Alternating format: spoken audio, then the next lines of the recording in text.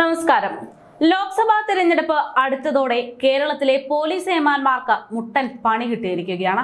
കാരണം കാര്യങ്ങളൊക്കെ മാറി മറിഞ്ഞിരിക്കുന്നു എന്നത് തന്നെയാണ്. പ്രധാനമന്ത്രി നരേന്ദ്രമോദി ഉൾപ്പെടെ നിരവധി വിഐപികൾ ഇടയ്ക്കിടയ്ക്ക് കേരളത്തിൽ ഇപ്പോൾ സന്ദർശനത്തിന് എത്തുന്നുണ്ട്. ഇതോടെ ഇത്തരത്തിലെത്തുന്ന വിഐപികളുടെ പൂർണ്ണ ചുമതല കേരള പോലീസിനാണ്. എന്ന് വെച്ചാൽ പോലീസ് ഏമാന്മാരടക്കം കുറച്ച് അധികം വിയർപ്പൊഴുക്കേണ്ടി വരുമെന്ന് ചുരുക്കം. ക്രമസമാധാന നില ഭദ്രമായി പാലിക്കേണ്ടിയിരിക്കുന്നു. കള്ളപ്പണം, ലഹരിമരുന്ന് എന്നിവയുടെ ഒഴുക്കെല്ലാം തടയണം. ഇങ്ങനെ 100 കൂട്ടം ചുമതലകളാണ് ഇപ്പോൾ കേരള പോലീസിൽ നിക്ഷിപ്തമായിട്ടുള്ളത്. പിണറായി സർക്കാർ വരുത്തിവെച്ചിരിക്കുന്ന സാമ്പത്തിക പ്രതിസന്ധി ഈ സമയത്ത് ഇക്കൂട്ടരെ വല്ലാതെ വലയ്ക്കുന്നു എന്ന റിപ്പോർട്ട് പുറത്തുവരികയാണ്.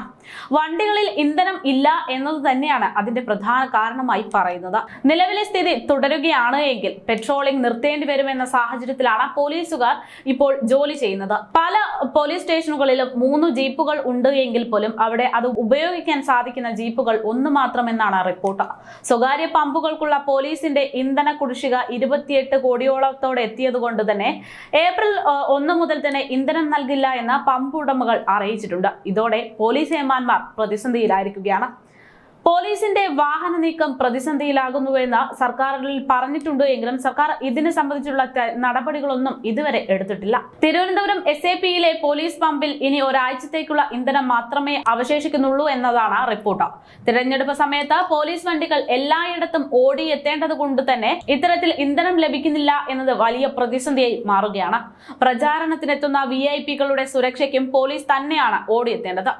മാർച്ച് 10 വരെ കൊടുത്തു തീർക്കാനുള്ള കുടിശ്ശിക 28 കോടി ആയതിനാൽ ഇത് കൊടുത്തു തീർക്കാതെ ഒരു തരത്തിലും ഇന്ധനം നൽകില്ല എന്ന നിലപാടിൽ ഉറച്ചു നിൽക്കുകയാണ് പമ്പ് ഉടമകൾ. തിരുവനന്തപുരത്തെ പോലീസ് വാഹനങ്ങൾ ഇന്ധനം നിറയ്ക്കാൻ പോകുന്നത് SAP ക്യാമ്പിലെ പോലീസ് പമ്പിലാണ്. അത് മാത്രവുമല്ല, ഇന്ത്യൻ ഓയിൽ കോർപ്പറേഷനുമുണ്ട് ഇത്തരത്തിൽ കുടിശ്ശിക നൽകാൻ.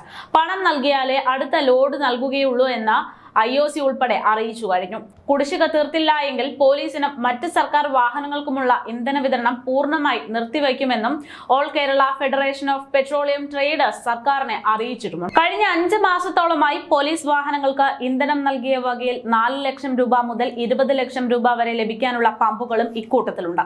സർക്കാർ കരാറുകളും കോടിക്കണക്കിന് രൂപ പമ്പുകളിൽ കുടിശ്ശിക വരുത്തി വെച്ചിരിക്കുന്നു എന്നതാണ് റിപ്പോർട്ടുകൾ വ്യക്തമാക്കുന്നത്.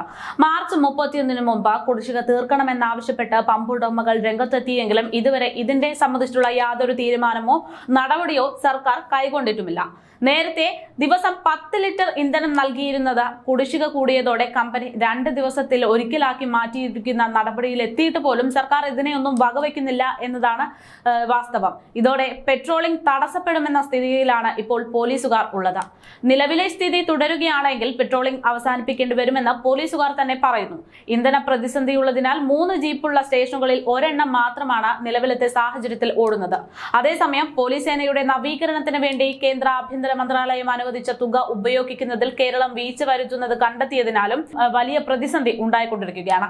കേന്ദ്രം അനുവദിച്ച തുകയിൽ 69.62 കോടി രൂപയുടെ വിനിയോഗ സർട്ടിഫിക്കറ്റ് സംസ്ഥാനം സമർപ്പിച്ചിട്ടില്ല എന്നായിരുന്നു കണ്ടെത്തിയത്. ഇക്കാരണത്താൽ 2020-21 കാലഘട്ടത്തിലും 2021-22 സാമ്പത്തിക വർഷത്തിലും സംസ്ഥാനത്തിന് ലഭിക്കേണ്ടിരുന്ന വലിയൊരു തുക തന്നെ കേന്ദ്രം നൽകിയിട്ടുമില്ല. പോലീസ് സേനയുടെ ആധുനികവൽക്കരണത്തിന് ആഭ്യന്തര മന്ത്രാലയം 2018-19 കാലഘട്ടത്തിൽ അനുവദിച്ചത് 17.78 കോടി രൂപയാണ്. ഇതിൽ ചെലവഴിച്ചിരുന്നത് വെറും 2.17 കോടി രൂപ മാത്രമാണ്. കാര്യങ്ങൾ ഇങ്ങനെയൊക്കെ കിടക്കുന്നത് കൊണ്ട് തന്നെ പോലീസുകാർക്ക് ഇപ്പോൾ വലിയ ബുദ്ധിമുട്ടാണെന്നാണ് പറയുന്നത്.